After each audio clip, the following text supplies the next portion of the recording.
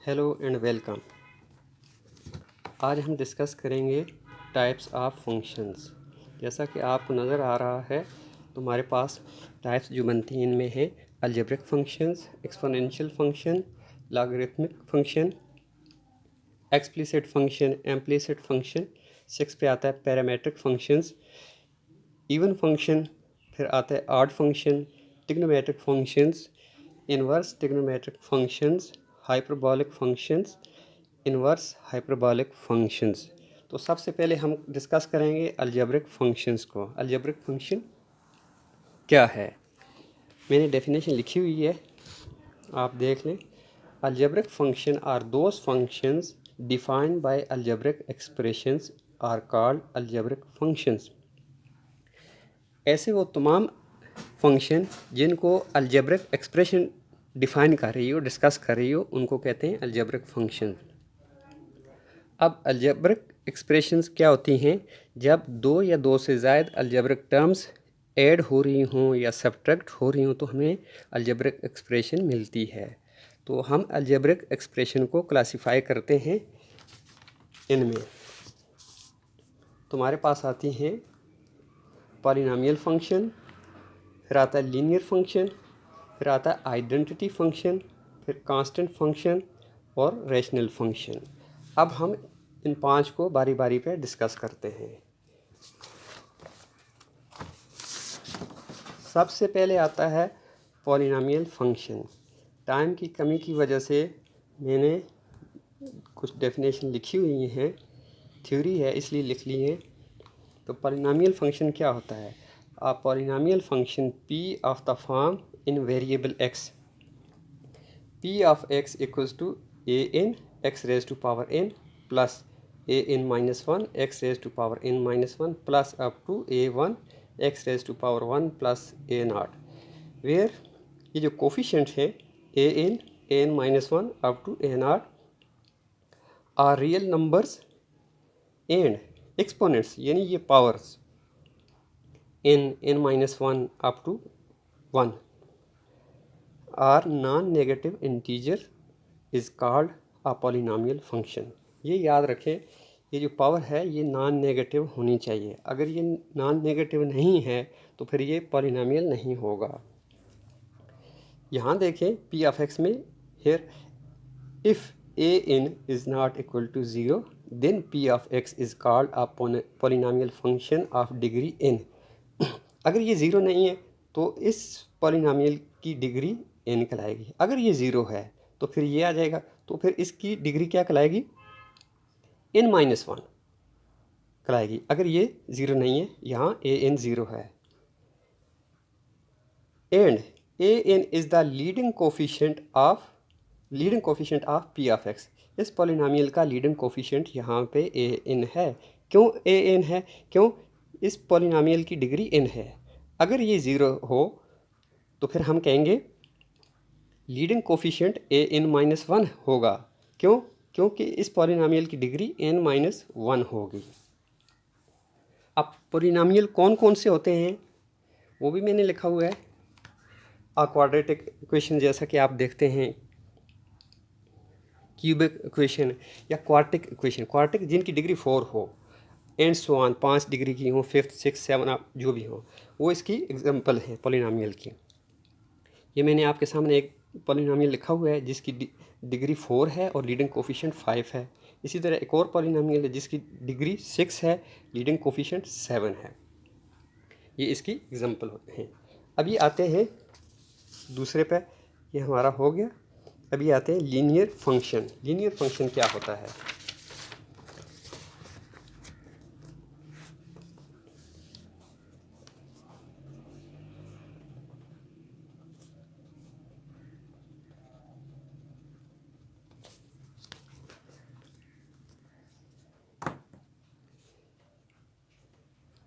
if the degree of polynomial function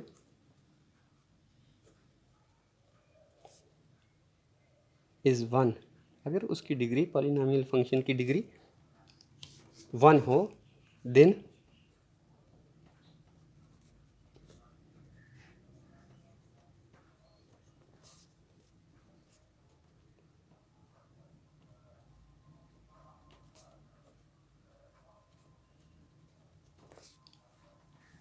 उसे हम linear function कहेंगे।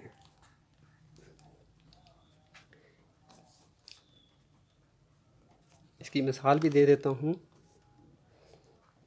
एफ ऑफ एक्स इक्वल हो ए एक्स प्लस बी, और एक और देख लेते हैं, Y equal to M X plus सी।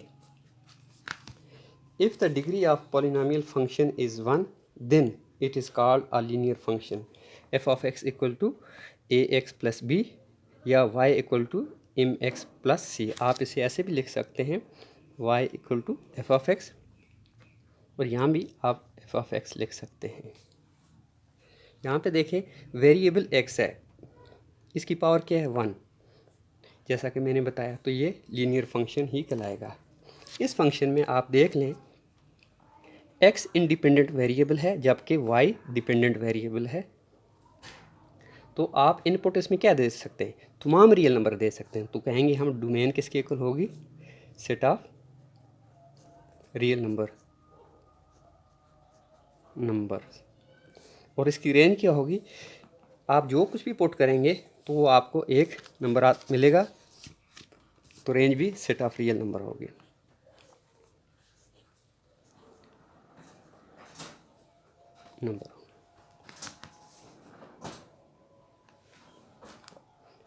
दूसरा हो गया। इसके बाद तीसरा आता है हमारे पास identity function.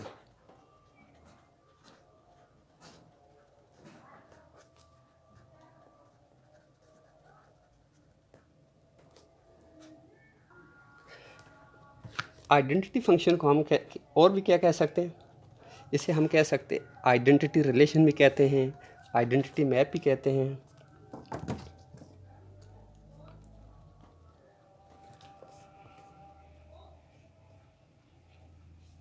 Sorry,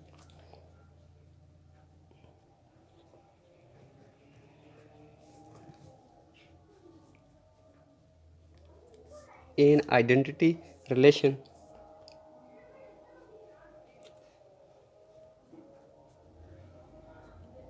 identity map भी कह सकते हैं, और फिर कहेंगे identity transformation.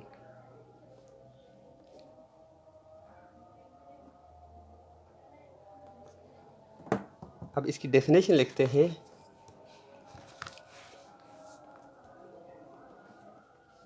For any set x a function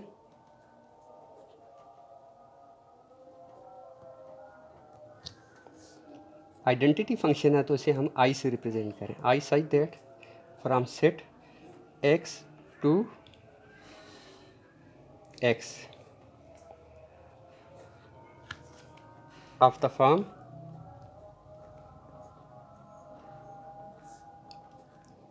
i of x equal होगा x के for all x belongs to capital X, set of x से is called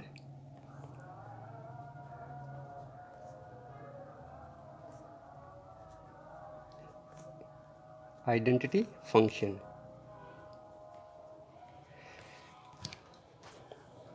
for any set x a function I such that from set x to x of the form I of x equal to x for all x belong to set x is called an identity function।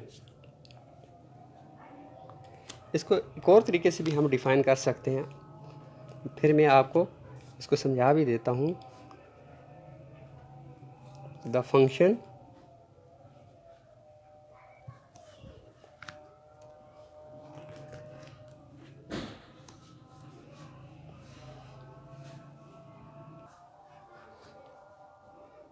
I is called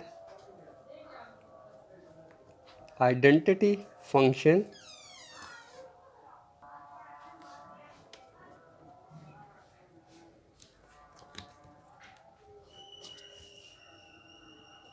if each element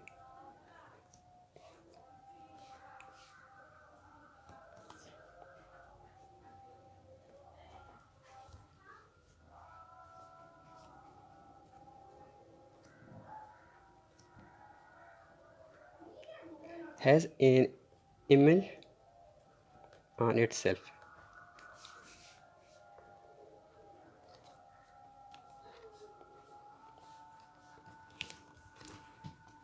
अभी मैं आपको Venn diagram से समझा देता हूँ। क्या मैंने कहा, अगर हमारे पास एक फंक्शन है, आइडेंटिटी फंक्शन है, जो कि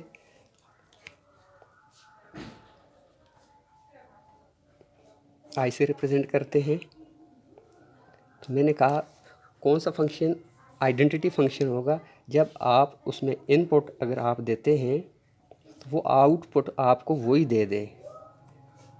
जैसे कि the function I is called identity function F each element of set x x has an image on itself. जब आप इनपुट देते हैं आउटपुट भी वही दे दे आपको, तो वो आइडेंटिटी फंक्शन कहलाता है। ये आइडेंटिटी फंक्शन कहलाएगा। तो आप देख लें, मैं फिर दोबारा फंक्शन लिख लेता हूँ यहाँ पे, I of X equals to X. आप यहाँ पे 1 पुट करेंगे तो आपको आंसर क्या देगा, 1 ही देगा ये। तो हम कहेंगे y equal to I of X, यानी आप जो इनपुट देते हैं वही आउटपुट हो जाती है। अब इसमें डोमेन क्या है, आप कोई भी रियल नंबर में से पुट कर सकते हैं। तो हम कहेंगे तो डोमेन इसकी सेट ऑफ रियल नंबर होगी, और रेंज क्या होगी, वो भी सेट ऑफ रियल नंबर होगी। तो हम लिखेंगे डोमेन इक्वल होगी सेट ऑफ रियल नंबर। इसी तरह रेंज इसकी क्या होगी, वो भी सेट ऑफ नंबर ही होगी। अब मूव करते हैं 4th वन की तरफ, जो कि है कांस्टेंट फंक्शन।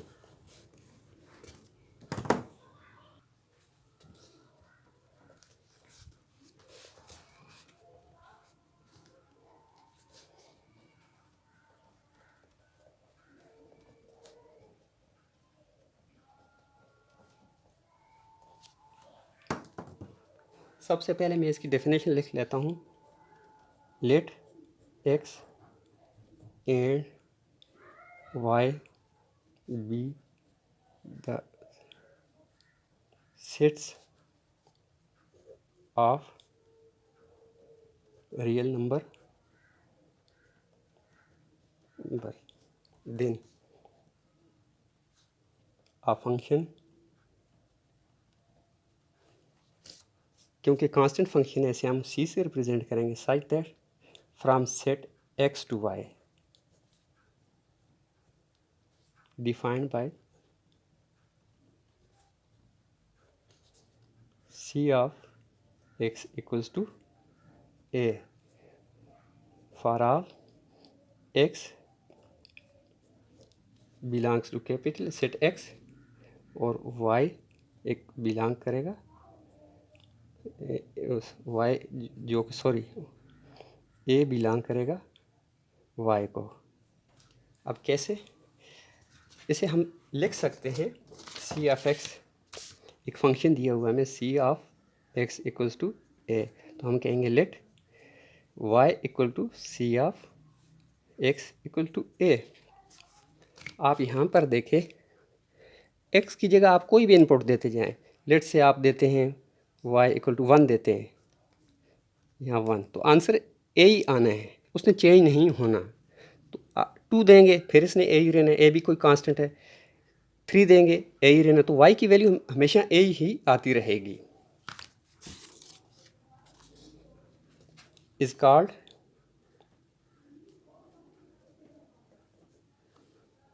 अ कांस्टेंट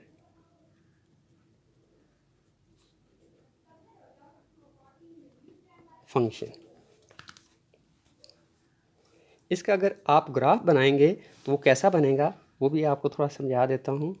ये देख लें, हमारे पास एक प्लेन है, एक्स वाई प्लेन है, 1 2 3 4। देखिए, जब आप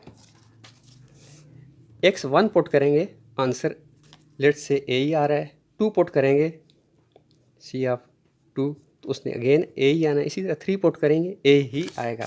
हम कहते हैं लेट से ये जो ए जो है ये नंबर है। जब आपने 1 पुट किया तो ये पॉइंट आया, 2 पुट किया ये पॉइंट आया, 3 पुट किया तो यही पॉइंट, 4 पुट किया तो ये। तो हमें एक स्ट्रेट लाइन मिलेगी जो कि पैरेलल टू एक्स एक्सिस होगी। ये इसका ग्राफ इस किस्म का बनेगा कांस्टेंट फंक्शन का। फिफ्थ पे आता है हमारे पास rational function.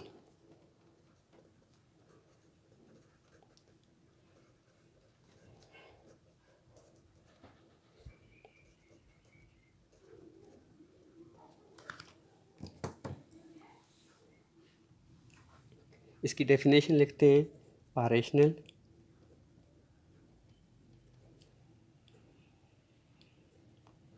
function is any function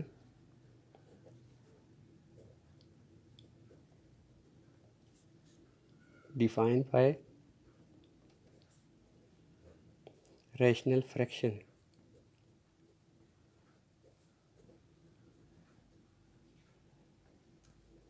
that is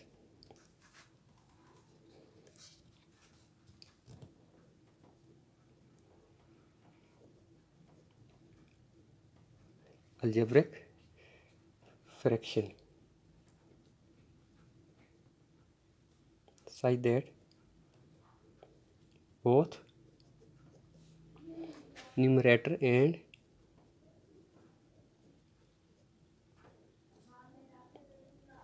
denominator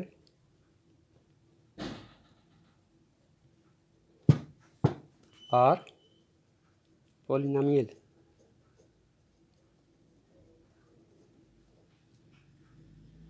that is मैं लिख लेता हूँ R of X, rational fraction है तो हम आर ऑफ एक्स कह देते हैं, ये इक्वल हो P of x Q of x. इस किस्म का फंक्शन जो होगा वो कहलाएगा रैशनल फंक्शन, जिसमें न्यूमरेटर भी पॉलिनोमियल हो और डिनोमिनेटर भी पॉलिनोमियल हो। और यहाँ पे ये जो डिनोमिनेटर है क्यू ऑफ एक्स ये must not equal to zero. अगर ये ज़ीरो हो जाएगा तो फ्रैक्शन अनडिफाइन हो जाएगी। तो ये पॉलिनोमियल हैं, इसमें आप कोई भी इनपुट दे सकते हैं। इंडिपेंडेंट वेरिएबल हमारे पास x है और यहाँ पर डिपेंडेंट वेरिएबल इसको हम y कह देंगे, let y equal to R of X. तो इनपुट आप सेट ऑफ रियल नंबर से देंगे जो कि होगी डोमेन कहलाएगी, होगी सेट ऑफ रियल नंबर। इसी तरह इसकी रेंज जो आएगी वो भी सेट ऑफ रियल नंबर से ही आएगी।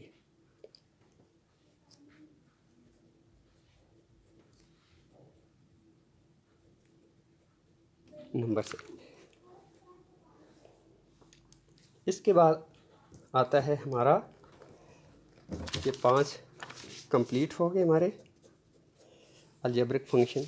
इसके बाद हम डिस्कस करेंगे जो कि पीछे हमने बताया था, एक्सपोनेंशियल फंक्शन। एक्सपोनेंशियल फंक्शन करते हैं।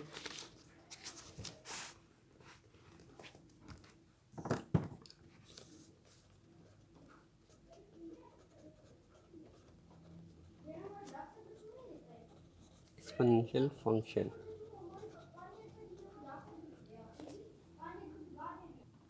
इसकी डेफिनेशन लिखते हैं, a function in which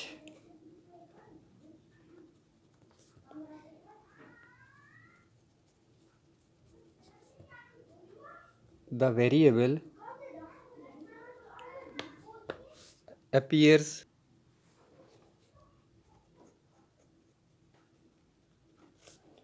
as exponent is called an exponential function। ई जी, जैसा कि मैं यहाँ पर लिखता हूँ y इक्वल टू ई ए की पावर x, एक आ गया, फिर आएगा y इक्वल टू ई की पावर x। इसी तरह y की जगह आप f ऑफ x भी लिख सकते हैं, इक्वल होगा b पावर x। यहाँ पे आप देखें जो वेरिएबल है वो पावर में आ रहा है। एक्सपोनेंट का मतलब होता है पावर में शो हो रहा हो। ये जो बेस है ये कांस्टेंट है, ES 2.71 इसकी वैल्यू है। यहाँ पर मैंने b की जनरल फॉर्म लिखी है। यहाँ पर ये याद रखना, हेयर इसे कह देते हैं 1, इन वन। अगर आप ये डिस्कस करें, यहाँ तो 2 पॉइंट समथिंग वैल्यू है ई की, लेकिन यहाँ अनडिफाइन है, ये कांस्टेंट है, कोई भी वैल्यू हो सकती है, लेकिन वो कौन सी होनी चाहिए वो थोड़ा डिस्कस कर सकते हैं। Here in one B greater than 0 and B must not equal to 1। यहाँ पे 1 नहीं होना चाहिए। क्यों नहीं होना चाहिए? फर्स्ट सपोज हम कहते हैं कि ये 1 के इक्वल है। अगर ये 1 होगा तो ये क्या हो जाएगा? 1 की पावर एक्स की कोई भी आप वैल्यू ले लें तो इसने आंसर 1 ही देना है। 1 की कोई भी पावर हो, 1000 हो, बिलियंस हो, वो 1 ही होगा। तो इसलिए एक तो ये 1 नहीं होना चाहिए। दूसरा एफ ऑफ 0 मैंने कहा, ये 0 अगर आप लेते हैं तो ये क्या हो जाएगा? 0 की पावर एक्स। यहाँ इनपुट आप अगर कोई भी दे दें तो उसने 0 ही होना है। 0 की कोई भी पावर ले लें उसने 0 ही होना है। यहाँ पे ये एक्सपोनेंशियल फंक्शन है, बी इस फंक्शन की बेस है। यहाँ पे बेस क्या है? ई है, यानी 2.71 है, ये नेचुरल लॉग है।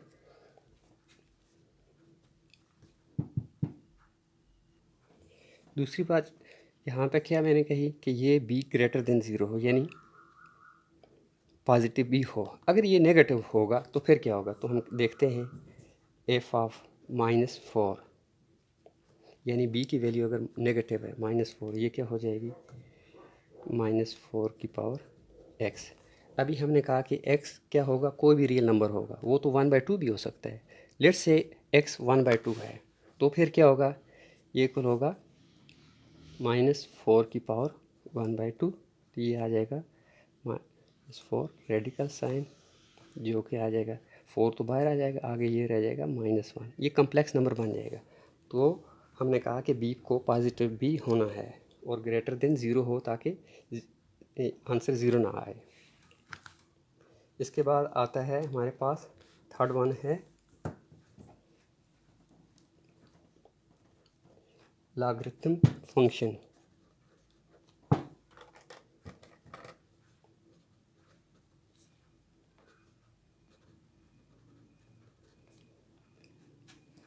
लॉगरिथमिक फंक्शन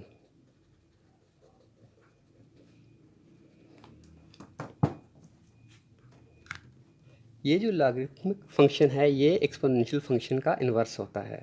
मैं लिख भी लेता हूँ, it is the inverse function of N exponential function so that the independent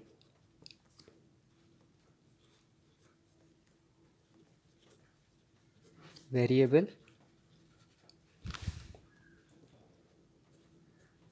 appears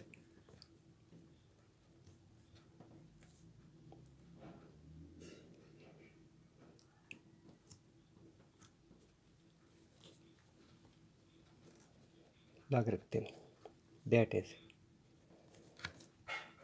f of x equal होगा log of a x।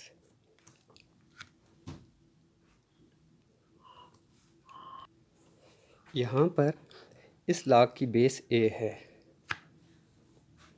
एक और भी लिख लेते हैं, f of x इक्वल होगा log of e of x। यहाँ इस log की बेस e है, ये नेचुरल log है। इसके बाद आता है हमारे पास फोर्थ पे आता है,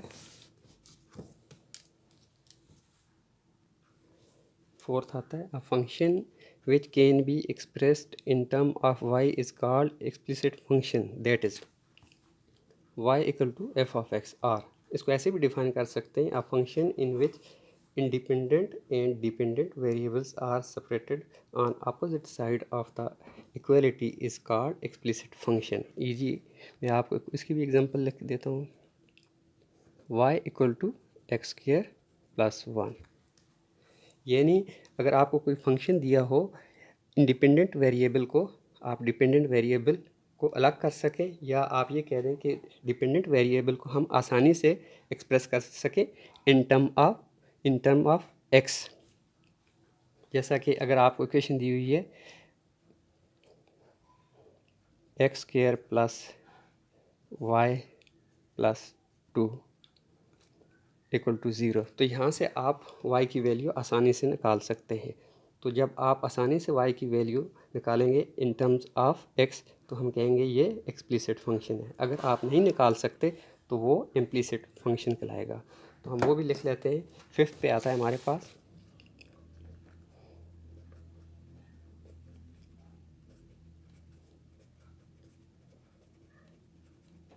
थोड़ी वीडियो स्किप कर दूंगा, टाइम काफ़ी हो गया है। A function or relation in which the dependent variable is not isolated on one side of equation is called explicit function, that is y equal to 0। ऐसा फंक्शन हो जिसे हम in term of y express ना कर सकते हो। यहाँ पे देखें X Y plus X square minus 3x plus